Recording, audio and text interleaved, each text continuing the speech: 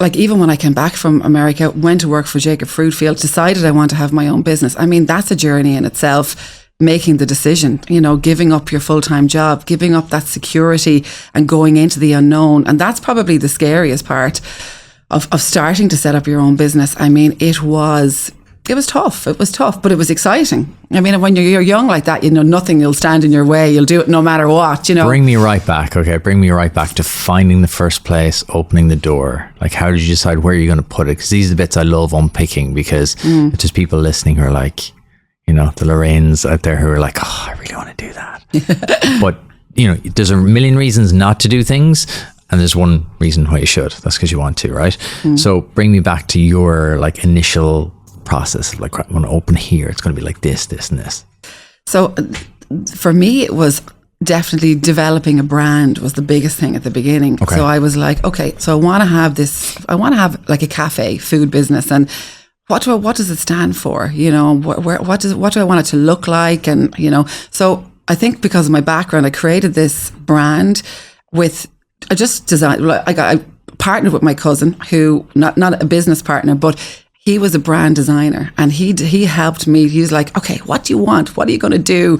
You know, what does it stand for? How many days are you going to open? What are your menus going to look like? Right. So you think about all those things. And from that came Gourmet Food Parlour and the logo and what it was going to stand for.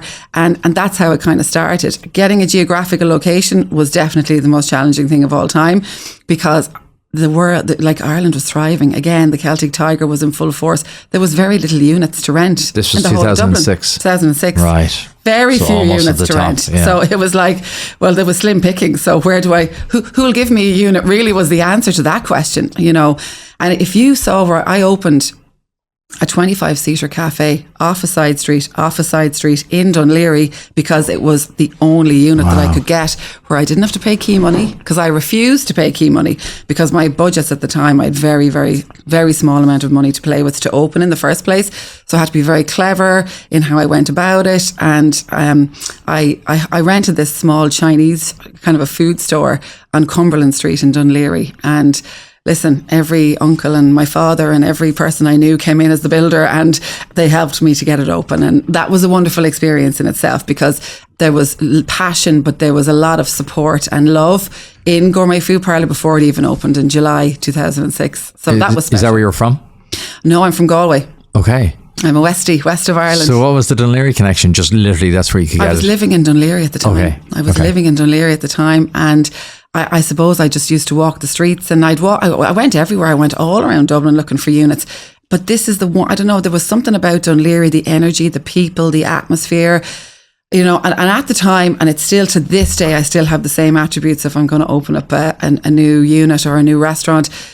I love to have a mix of residential and commercial, and I could see there was really good commercial business in terms of the industrial estates that were around, but there was a huge residential. Okay. And that, you know, that Monday to Friday corporate support, but then that weekend residential support was definitely something. When you have both, it's a huge help. Huge help. I get you. So you wanted that 7-day-a-week mark, and you knew you needed a mixture of both. Exactly. Okay. Exactly. So what were the first couple of weeks like? I'll never forget the first day, and there was a queue. So I put posters up on the window that said, you know, cafe and deli bar opening soon, and people come in. When are you opening? We're dying for you. Have you any menus? You know, and the excitement was unbelievable. So I made the mistake of saying, we're going to open on the 28th of July, you know, on the posters are telling people. And there was literally like a queue down. There was a queue down the street. Were you doing some sort of promo or giveaway or something? No, we did nothing. We didn't do anything. We just told people that we were opening. And I don't even think we were really ready, to be honest with you. Now I think I'd probably spent 7 days in a row, like barista training, food training, and the team had trained, but are you ever ready? You know, are you ever really ready? But if you're ready, you've waited too long. You know, that's the rule, right? 100%. If you feel fully ready, you're probably waited too long. You waited way too long, for sure. And I remember, I think I said at 1 p.m, because that morning was a little bit chaotic, you know, and everyone was, woo! And at 1 o'clock, the queue was there, and we just said, come on, in you come. Let's do it. Let's do it. Let's go. And do I remember it? Yes, it was amazing. It was a great feeling. I think when you see people line up to support a business that you're after opening. I mean, there's no greater feeling in the world. And you think to yourself, you know, is the idea just in my head? Am I mad? Is this really reality? Or will people actually like it? Will they say, oh, that was lovely, you know? And will they come back? And I want to come back, and they do come back. And that spurs you on. That gives you the energy and the drive. And there's something very, very special about that. But the queue, I'll never forget the queue. Never. And I'll never forget my parents were there. You know, my family, friends were all there going, oh, you know, and everyone was so happy and so proud. And that, you know, that they're the memories that you remember. That was special. That's what business should be about, though. I think we lose some of the magic. It's we talked about it downstairs, but over-engineering things, being too clinical, being too kind of like trying to be too perfect. Whereas I think that's what business is about. That 100%. magic, that support. Yeah. Just start. Just It's about start. people. It's about people. Who's there with you on the day? Who's smiling? Who's proud? Like, you're going to do this probably for the rest of your life, hopefully, if it goes well, right? Yeah.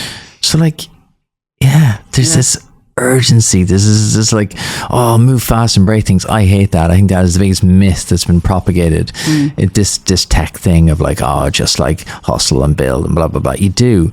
But there's a human element that's so important that's been lost in a lot of companies.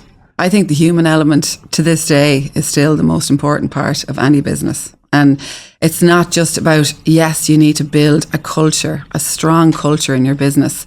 And we spoke about this downstairs about people, but I believe relationship building, particularly with your team, with your customers, and continuing to build and nurture your own relationships in your personal life.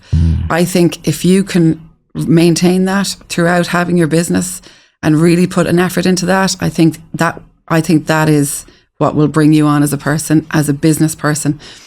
Because if you see people around you who are proud of what they are doing, I honestly think that is exactly what a business culture needs.